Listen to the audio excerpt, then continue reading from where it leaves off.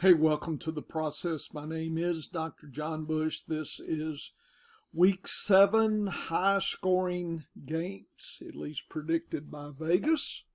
We have 2.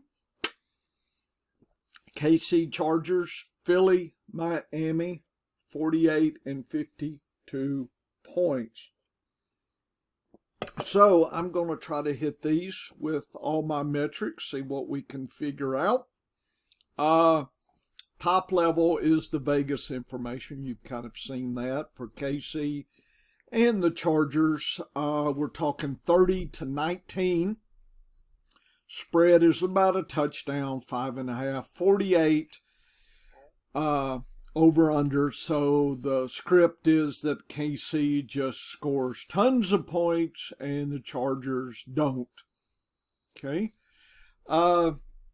Sounds right, but KC, the last time they played, they had this same kind of scenario and they underwhelmed. Of course, I think that might have been a Thursday game.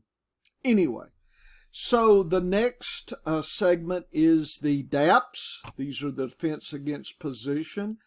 This spots opportunities by position and gives us a feel for the defensive nature of each team's opponent. So, game 11, week 7, here's KC. They're playing at home, and they play the Chargers. Chargers are highlighted in green. That means they have an easy offense. Here's an offense DAP.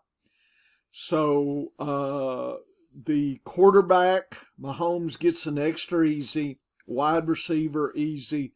Tight end with Kelsey, above average, easy. Kicker is easy, but you don't want to play the defense, KC defense. It's actually Chargers play extra tough there. So that's kind of interesting. The running game is going to have to work a little harder. Pachenko, not saying he won't get things, but it is below average tough. So on this lookout or looking here, it seems like KC would be passing and scoring that way. At least that's how that would tell us. On the other hand, the Chargers against KC's tough. The running back with Eckler, tough. Quarterback with Herbert, tough. Wide receiver, tight end, below average, tough. You don't want to play the kicker or the defense here. So I think Vegas is figuring the KC defense lights up Herbert and disrupts his show. I don't know about that, but that's how the metrics are shaking out. Like I said, I'm a little skeptical here that KC is as dominant as that might look. So let's get deeper still. The next segment, we have the game, the team, and the rushing versus passing compared to the league. So KC rushes a little bit above average. They pass a little bit better above average at a +3. And Chargers rush and have been, because Eckler's been out, a -1.7. So they've been a little bit below on rushing, and they've been more on the passing side. I think with Eckler getting back, you would think they would start bouncing out a little bit. But this, again, looking at the DAPS, certainly doesn't support that scenario here. Looking at home and away rushing and passing attempts, anything above 1 is skewed to the home. So KC loves to rush at home and really is not much going on the passing side. It's about 1.5. So it's about nothing dramatic there. It's going to pass, but no home away split, a little bit of bias with the rushing. So that's interesting considering the Daps would say that's going to be the toughest thing to do for KC. So their tendency is should I say, rushing into the RB Daps. So that's a little interesting. Recently, nothing's the KC team has declined in passing a little bit, -1. So nothing dramatic there, but have declined a little bit in passing. And so that's what it looks like KC should be able to do. The Chargers love to rush at home, hate to pass at home. Well, the Chargers are away. So this spells to me low rushing, high passing, which is probably exactly what the Chargers need to do. So their tendency plays right in with what they need to do to keep up with KC. So that is a good kind of a mark for the Chargers, and maybe says they'll be closer than you think, since their tendency is to pass more in away games. They've been declining, of course, in rushing with Eckler out, and not really much change in passing. And again, this away home split certainly is going to help the Chargers do what looks like they have an opportunity to do, be passing a lot more. Efficiency-wise, the home-away splits, KC is more efficient at home. Chargers are 107, so that means they're a little bit skewed to the home, but really not. So I don't think there's any data there. Nothing's happened in the last 3 weeks that would say efficiency has dropped for either team. So I'm not sure we're getting any information for the fourth stream of data here, the efficiency material here, which is basically points per second as compared to yards per game. And I think we can just cut to the chase that KC, their home away splits works. They're a little bit better at home. They're at home, so that helps them. And the Chargers like to pass in away games, and that helps them. So just not buying the differential here. I think KC may not score as many as we think, and the Chargers may be closer than Vegas thinks right now. So that's kind of how I'm seeing things. Let's look at the snaps, see if there's anything. Pacheco and McKinnon is the 1-2. McKinnon's going to be available for the passing, which is more favorable for KC than the rushing. So I'm not sure that's telling us much. Glad to see Kelsey's got 49, but I would like to see that go up closer to 60, but, I am greedy. Rice is beginning a lot of talk. Rashee Rice, he was number 2 last week in snaps, or number 3 actually, but it is unclear to me. Look at that, almost 30 snaps for everybody. So they're doing all these 3 wide sets and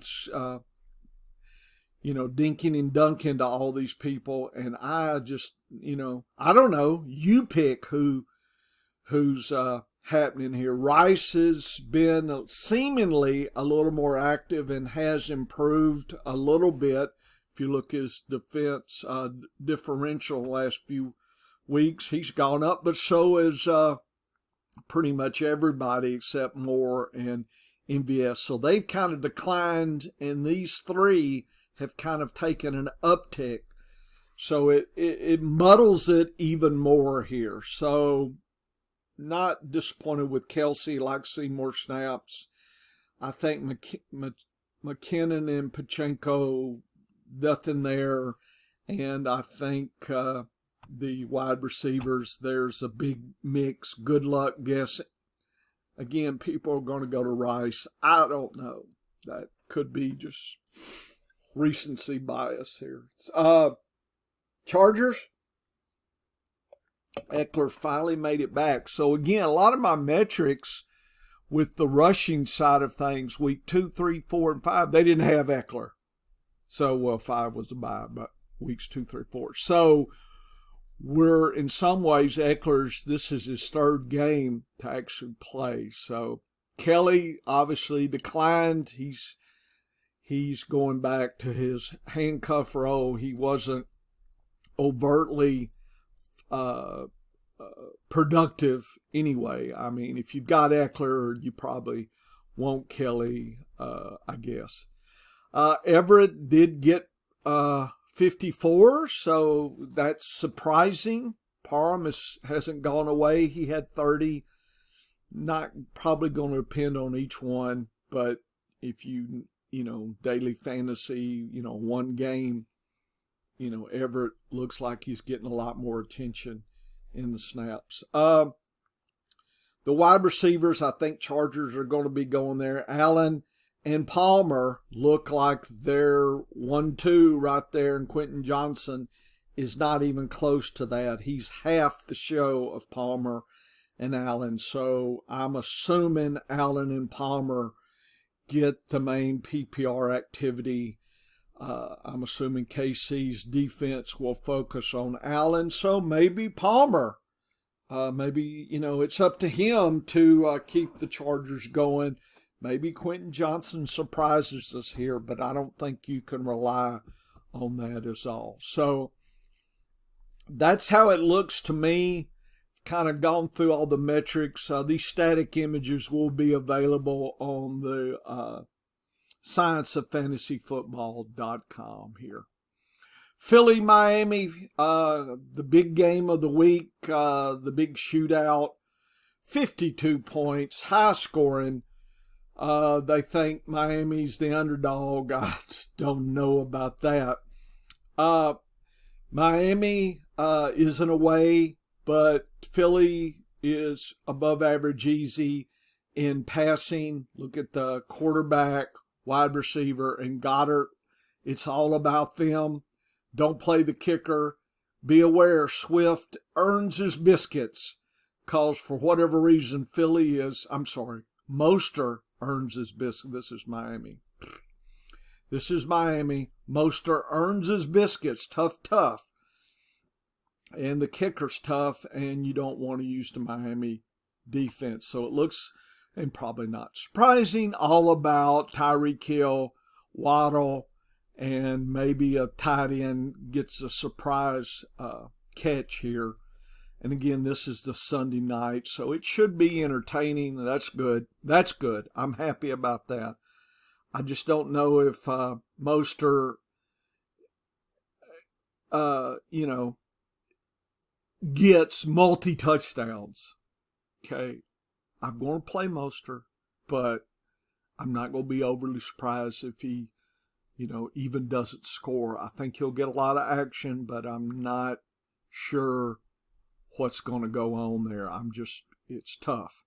Philly has pretty much above average easy. Play them all day long. Swift, above average easy. Hurts, wide receivers, tight ends, Goddard. He needs to step it up. I need some points out of Goddard. A lot of play. Kicker. It looks all good for Philly. So this looks like Philly gets everything you want them to get, and Miami's going to have to work a little harder for the rushing.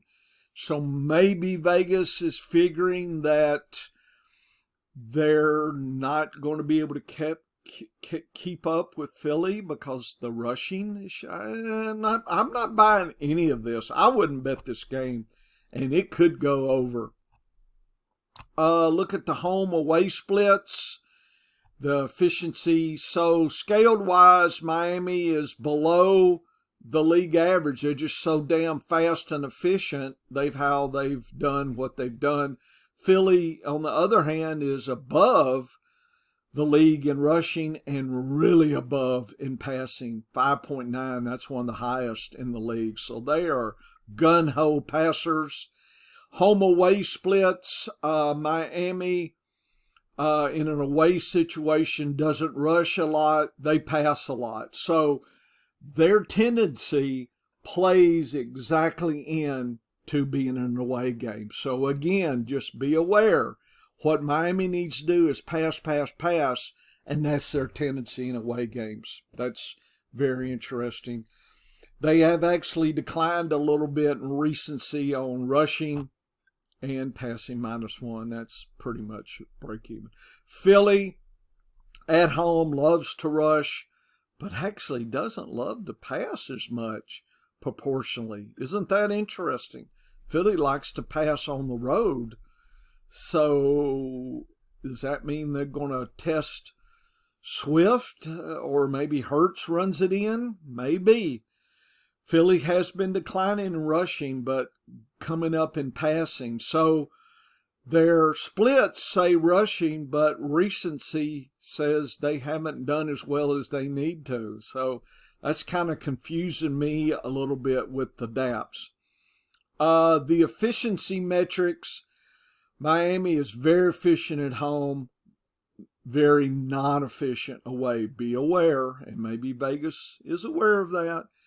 So that's like a 0.58 efficiency away. That's not good. But Philly loves to be at home, 1.4.